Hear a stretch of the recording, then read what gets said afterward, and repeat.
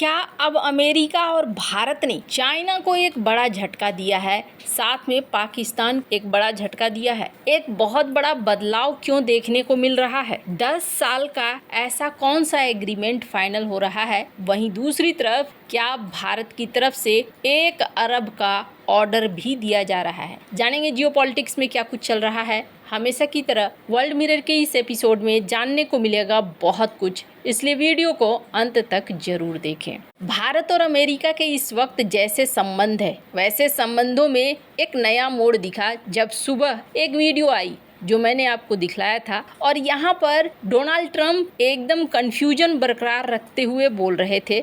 Screen पर आप देख सकते हैं कंवल सिब्बल, इन्होंने भी इस बात को कहा कि डोनाल्ड ट्रंप जिस तरीके से बात कर रहे थे वो कंफ्यूज करने वाली बातें थी। हालांकि इस वीडियो को लेकर उन्होंने ये भी कहा कि डोनाल्ड ट्रंप ने पाकिस्तान से बात नहीं की थी, बल्कि मार्को रूबियो ने बात करी थी। लेकिन यहाँ डोनाल्ड ट्रंप अपने आप को आगे रखकर दिखला रहे हैं, मतलब उनके कहने का अर्थ ये है कि मैंने ही बात करी थी। तो यहाँ एक शुरुआत देखने को मिल रही है कि अमेरिका की तरफ से भी थोड़ा थोड़ा झुकाव दिख रहा है, जो मैंने आपको सुबह बताया था। पर इसके अलावे सबसे बड़ा कारण क्या है? अभी हाल ही में डोनाल्ड ट्रंप का एक वीडियो आया था, जिस वीडियो में डोनाल्ड ट्रंप ने ये कहा था कि वो चाहते हैं कि रूस और चाइना ये न्यूक्लियर हथियारों को कम कर दें। जिसके जवाब में चाइना ने क्या कहा है, स्क्रीन पर ग्लोबल टाइम्स के इस आर्टिकल को देख सकते हैं। चाइना के जो प्रवक्ता हैं उन्होंने ये कहा है कि देखिए, ये जो न्यूक्लियर हथियारों को छोड़ने की बात है ना, ये अमेरिका और रूस के बीच की बात है। इसमें चाइना को घुसाने की कोशिश मत करो,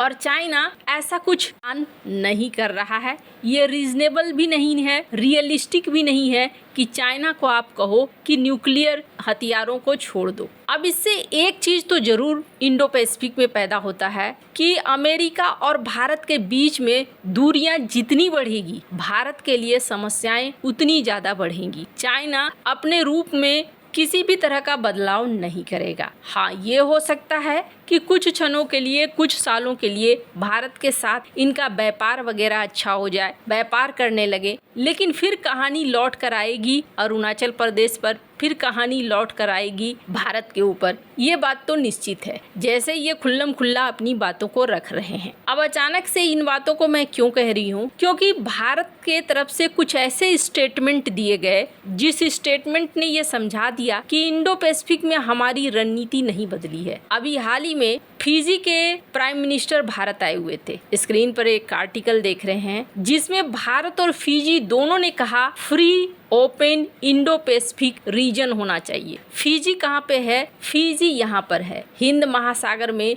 ये एक छोटा सा लेकिन बहुत ही महत्वपूर्ण देश है। चाइना अगर ये सोच रहा था कि भारत के साथ अभी अमेरिका के रिश्ते खराब हो रहे हैं, तो ऐसे में वो अपनी आक्रामक नीतियों को बरकरार रख सकता है, तो यहाँ ऐसा होता हुआ नहीं दिख रहा है। स्क्रीन पर एक और आर्टिकल देखिए। Air marshal Dikshit US Indo PACOM के चीफ की यहाँ पर मुलाकात हो रही है, और ये मुलाकात किस लिए हो रही है? इंडो पैसिफिक सिक्योरिटी कोऑपरेशन के लिए, आपस में बातचीत करने के लिए। इसी बीच स्क्रीन पर एक और आर्टिकल देखिए। भारत और जापान इन दोनों ने कहा है कि हमारी जो मुलाकात होने वाली है 29 अगस्त को, इस मुलाकात में किस तरीके से एक स्टेबल इंडो पैसिफिक रीजन हो, इस पर चर्चा होगी। चाइना को भारत एक बड़ा संदेश दे रहा है कि हम व्यापार को लेकर भले अमेरिका के साथ विवादों में हैं, लेकिन ऐसा नहीं है कि इंडो पैसिफिक मामले में हमने किसी तरह का समझौता किया है। अब इस पे एक सबसे बड़ा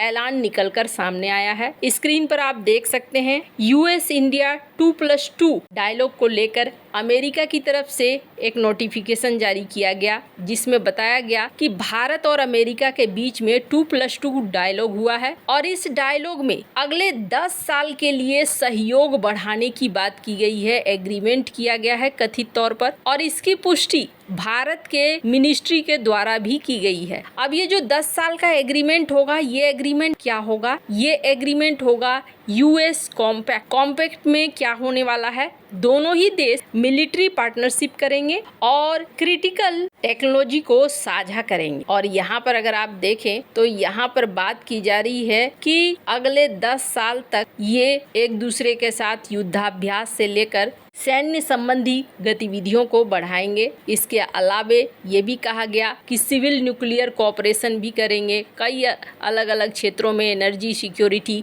इन सब मुद्दों पर। अब ये एकदम से चौंकाने वाला है क्योंकि भारत और अमेरिका के बीच में व्यापार युद्ध चल रहा है और इस व्यापार युद्ध के बीच में ये चीजें चल रही है। आखिर क्या हो रहा है, तो आपको बता दूं, यहाँ एक साफ संदेश अमेरिका की तरफ से भी दिया जा रहा है और भारत की तरफ से भी सिग्नल दिया जा रहा है। और वो साफ संदेश क्या है कि हम व्यापारिक वार्ताओं को एक साइड रख रहे हैं और जो हमारे सैन्य रिलेशंस हैं वो हम एक साइड रख रहे हैं। हमारी जो रणनीतिक साझेदारी है वो रणनीतिक साझेदारी अभी भी अटूट है और मजबूत है और दूसरी तरफ व्यापार के लिए बातचीत चल रही है। एक और उदाहरण आप देखिए, स्क्रीन पर इस आर्टिकल को देख सकते हैं जिसमें भारत अमेरिका को 1 बिलियन फाइटर जेट इंजन का डील दे सकता है और इसको लेकर जी से बातचीत चल रही है, जनरल इलेक्ट्रिक से बातचीत चल रही है। पहले से जी 404 इंजन को सप्लाई कर रहा है लाइट कॉम्बैट एयरक्राफ्ट तेजस के लिए।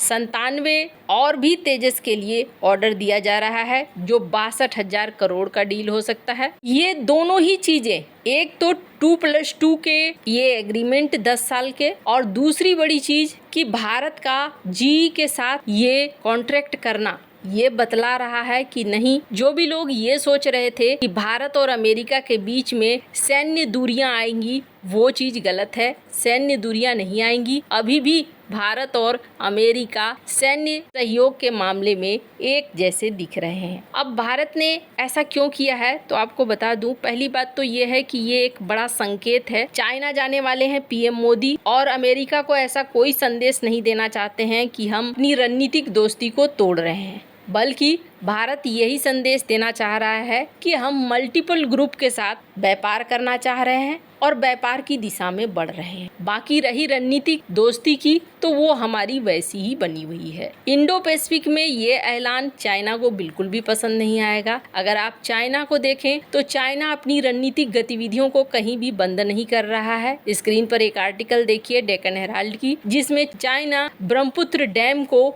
बनाने में लगा हुआ है। ऐसे में भारत को फूंक फूंक कर कदम रखने की जरूरत थी और फिलहाल के लिए भारत रख रहा है। अब देखना होगा कि क्या जल्दी ही ये ट्रेड एग्रीमेंट फाइनल होते हैं और ये टैरिफ हटाए जाते हैं या फिर व्यापार वार्ताएं अलग से उलझती रहेंगी। लेकिन इतना जरूर है कि अब सूरत बदले हुए नजर आ रहे हैं अमेरिका के भी, और ऐसा लगता है जैसे भारत को भी रणनीतिक रास्ते मिल रहे हैं। आपको क्या लगता है इन सब मामले में, आप क्या राय है, कमेंट कर जरूर बताएं। जल्द मिलते हैं अगली वीडियो में नई खबर के साथ।